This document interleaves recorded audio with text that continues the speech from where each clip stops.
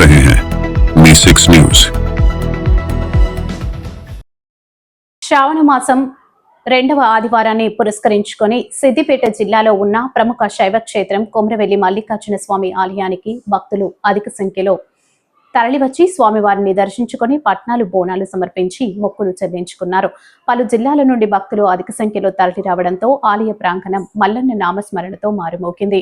ఉదయం నుంచి స్వామివారి మూల విరాట్ కు మహాన్యాస రుద్రాభిషేకం నిర్వహించారు ఆలయ అర్చకులు. అభిషేకాలు, కళ్యాణం, ఓడిబియ్యం పోసి స్వామివారికి ప్రత్యేక పూజలు నిర్వహించారు భక్తులు. యాదవ పూజారులు ఆలయ ప్రాంగణం గంగిరేగు చెట్టు వద్ద పంచవర్ణాలతో పట్నాలు రచించి మట్టి పాత్రలు బోన నైవేద్యంగా సమర్పించి భక్తులు మొక్కులు చెల్లించుకున్నారు.